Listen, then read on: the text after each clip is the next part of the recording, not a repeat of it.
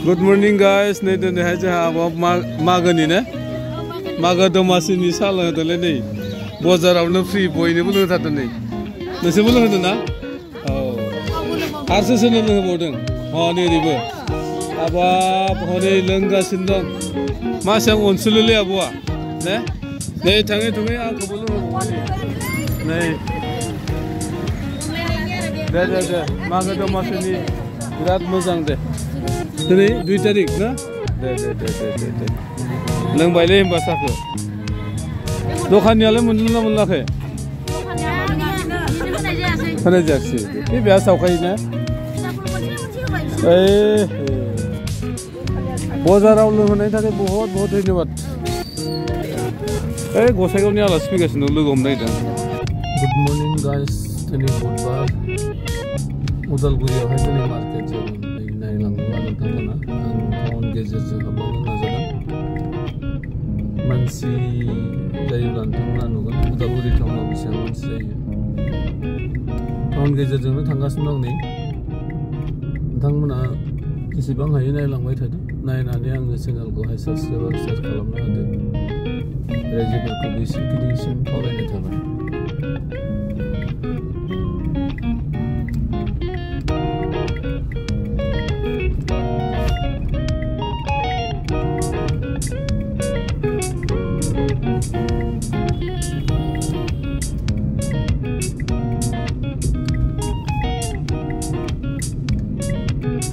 उदालगुरि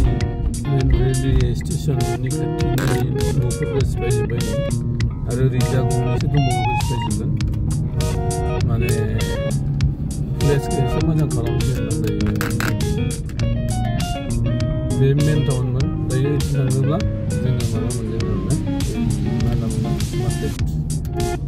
उदालगुरि दैलि market rail क्रसिंआ ओरैबायदि दिगदार जायो जोंनियाव फ्लाइअभार नांथारगौ आरोना बिराद फिसा फुरा बुंजोबो बे लामाया बेबायदि आरो एकदम जाम जायो बेखायनो बयबो अननानै बेखौ शेयार खालामनानै होनो नुथों आरो सिगाङावबो आं आगारबाय थाखादों बेयाव फ्लाइअभार नांथारगौ बयबो नुनानै माने बेखौहाय माने बानायनानै होनाय बायदि नै बिथिं थाबाय लेफ्ट साइडजों थुलुंगा मार्केट गोदान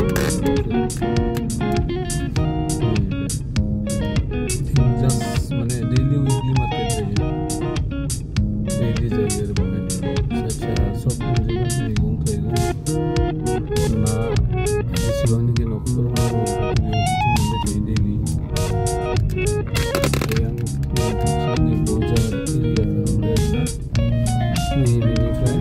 माने बजार मार्केट ओरै राइट साइडजों फुरा भितराव बिराद गिदिर मार्केट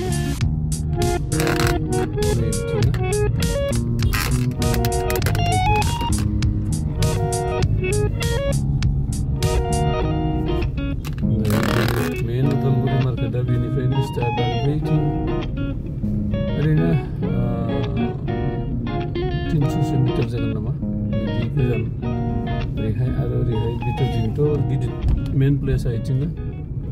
आं लामा गेजेर गेजेरसो खिथालांबाय थादों नोंथांमोननो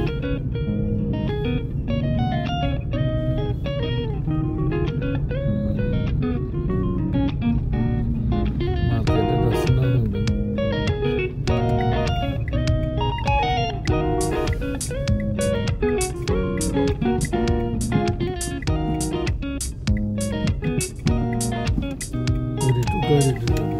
खस्थ'लै बेखौ होनना बुङो मस्जिद रड